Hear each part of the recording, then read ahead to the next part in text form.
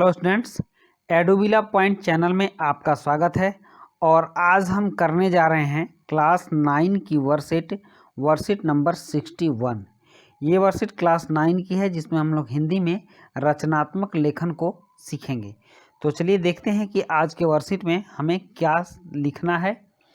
करा है आपने पिछले दिनों कुछ पर्व मनाए होंगे, जैसे हमने दिवाली मनाया, दशहरा मनाया, ईद मनाया, लेकिन बढ़ते प्रदूषण को ध्यान में रखते हुए आपने इस बार ये पर्व कैसे मनाए,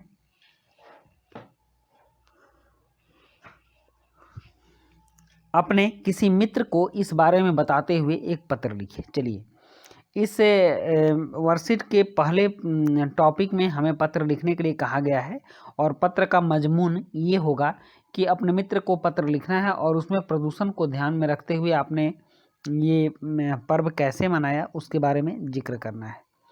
और दूसरी जो टॉपिक है ये है, कुछ दिनों से आपके आसपास प्रदूषण का स्तर काफ़ी बढ़ चुका है। इसके निवारण के लिए हमें किन्हें पत्र लिखकर अपने आसपास इस बढ़ते प्रदूषण की सूचना देनी चाहिए। सोच विचार कर संबंधित व्यक्ति को सूचना देने के साथ साथ कुछ सुझाव बताते हुए पत्र लिखिए। और यहाँ है कि आपके आसपास प्रदूषण का स्तर बढ़ गया है, तो इसकी सूचना आपको प्रदूषण से संबंधित अधिकारी को देनी है और उन्हें कुछ सुझाव भी देने हैं जिससे कि वो प्रदूषण कम हो सके। और अंत में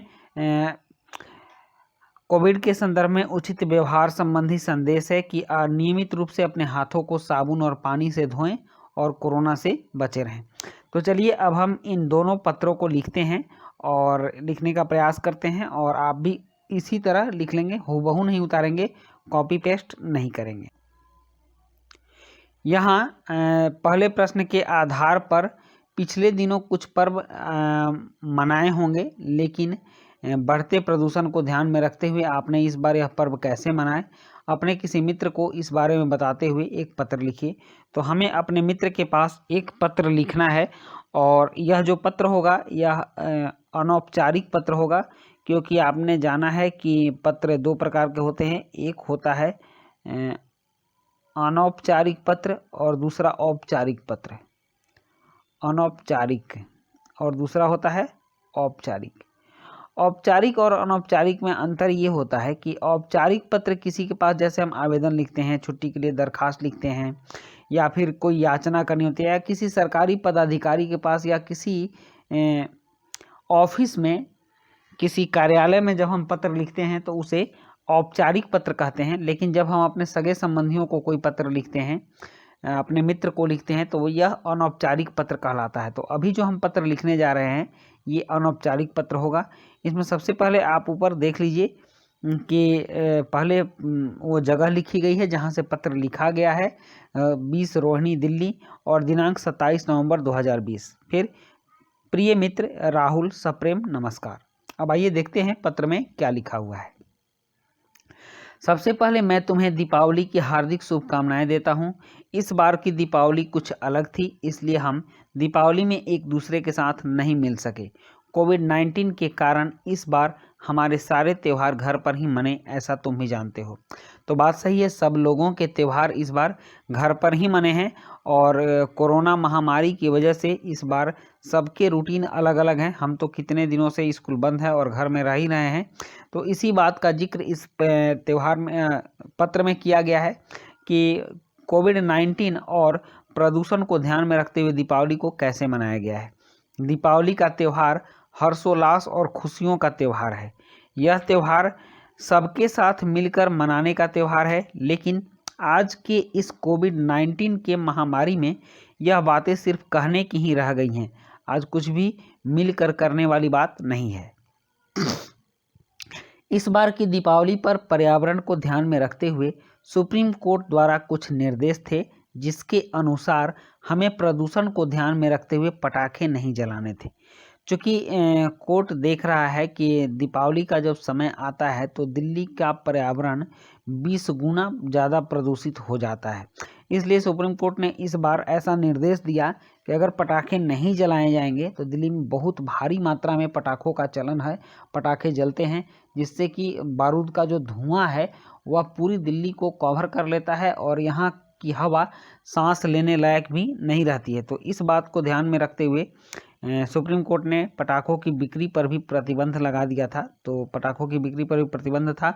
इसी कारण हम लोगों ने इस बार की दीपावली कुछ खास तरीके से मनाई। हमने अपने घर के चारों तरफ दीप जलाए, घर को सजाया, शाम को पूजा आरती हुई, मिठाइयाँ चढ़ी और घर में हम लोगों ने मिठाइयाँ खाई। रात को अपने मनपसंद की पिक्चर टीवी पर देखे और अपनी दीपावली सेलिब्रेट की। इस बार की दीपावली सच में अलग थी। खुशियाँ कुछ अलग ढंग से मिली। बिना प्रदूषण वाली दीपावली पूरी ज़िंदगी याद रहेगी। आगे से भी इसको फॉलो किया जाएगा। शेष बातें मिलने पर होंगी।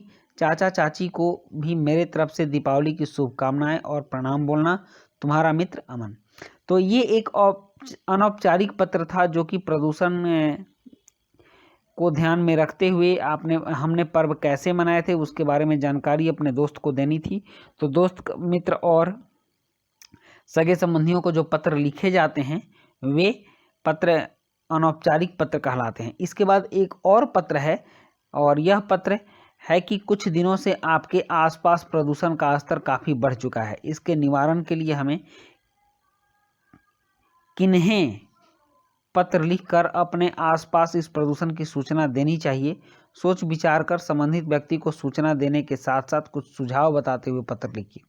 अब ये जो पत्र होगा ये औपचारिक पत्र होगा। इसमें आपको शब्दों का ख्याल रखना होगा और कुछ चयनित शब्दों का प्रयोग करना होगा, क्योंकि औपचारिक पत्रों में चयनित शब्द और भाषा की मर्यादा को बरकरार रखा जाता है। तो इस पत्र को उसी ढंग से लिखा जाएगा। तो यहाँ लिखा गया है, सेवा में मुख्य अधिकारी, प्रदूषण नियंत्रण विभाग, राजनिवास मार्ग, नई दिल्ली। अब आगे वर्णन है। महाशय, इस पत्र के माध्यम से मैं आपको सूचित करना चाहता हूं कि हमारे क्षेत्र में प्रदूषण की समस्या बहुत ही विकट हो गई है। आशा है कि आप मेरे इस सूचना पर उचित कार्यवाही करने की कृपा करेंगे। इन दिनों देखा जा रहा है कि बहुत सारे लोग दीपावली में अपने घरों की सफाई करके अपने घर से बहुत ज़्यादा मात्रा में कूड़ा बाहर निकाल कर रख रहे हैं। इसी सफाई के दौरान कुछ लोग बाहर खुले में उस कूड़े को जला रहे हैं। ऐसा हमेशा देखने को मिलता है कि लोग अपनी परवाह तो करते नहीं हैं और साथ ही अपने समाज और अपने पर्यावरण की परवाह भी नहीं करते हैं। यही कारण है कि बहुत सारे लोगों को देखा जाता है कि खुले में वे कुछ इस तरह के काम करते हैं जो कि हमारे समाज के लिए अच्छा नहीं है, हमारे पर्यावरण के लिए अच्छा नहीं है, ये स्वयं उनके लिए भी अच्छा नहीं है, लेकिन वो लोग ऐसा काम करते हैं। तो बाहर में कूड़ा जलाना यह भी इसी तरह का एक काम है जो लोग करते रहते हैं, जिससे बहुत ही ज़्यादा मात्रा में धुआं निकल रहा है, क्योंकि उन कूड़ों में कुछ प्लास्टिक की वस्तुएं भी जल रही हैं। प्लास्टिक जलने से काला धुआं अधिक मात्रा में निकलता है जो हमारे पर्यावरण के लिए और भी खतरनाक साबित हो रहा है। प्लास्टिक से कार्बन की मात्रा बहुत ज़्यादा निकलती है। आप कहीं भी प्लास्टिक को जलाकर देखिएगा, उसमें कार्बन की मात्रा बहुत ज़्यादा निकलती है और वह हमारे पर्यावरण को बहुत प्रदूषित करती है। इसलिए प्लास्टिक तो जलाना नहीं चाहिए। और प्लास्टिक नहीं जले, इसका एक सबसे अच्छा उपाय यह हो सकता है कि प्लास्टिक के थैलों का उपयोग करना हम बंद कर दें। घर से कपड़े के थैले लेकर बाजार जाएं, जिससे कि प्लास्टिक के थैलों का उपयोग बंद हो जाएगा। अतः मेरा आपसे निवेदन है, अब चिट्ठी में कहा जा रहा है कि अतः मेरा आपसे निवेदन है कि आप इस तरह से खुले में कूड़ा और प्लास्टिक के सामान को जलने से रोकने का उचित कार्रवाई करें। इस बारे में मैं आपको कुछ सुझाव भी प्रस्तुत करना चाह रहा हूँ। और पत्र लिखने वाले की तरफ से कुछ सुझाव हैं कि इस तरह से पहला सुझाव है कि कुछ ठोस कदम उठाने पर हमारे पर्यावरण की रक्षा हो सकती है। आशा है आप मेरे प्रार्थना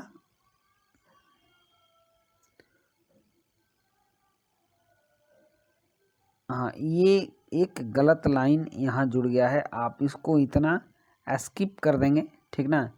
इतनी बातों को आप नहीं लिखेंगे। ओके, यहाँ से लिखेंगे, मेरे हिसाब से इस बात का प्रचार करवाया जाए कि लोग अपने कूड़े घरों से बाहर नहीं फेंकें। और दूसरा पॉइंट है, उन्हें कूड़े वाले को दें। तीसरा है, अगर कहीं कोई कूड़ा पड़ा है तो उसके लिए नगर निगम को सूचित कर उस कूड़े का उठाव करवाएं। और नेक्स्ट पॉइंट है कि किसी को भी बाहर में कूड़े जलाने की आज्ञा न दी जाए। तो इस सुझाव को ध्यान में रखते हुए कुछ उचित कार्रवाई करें जिससे हम दिल्ली वासी प्रदूषण से मुक्त हो सकेंगे। आपका विश्वासी अमन।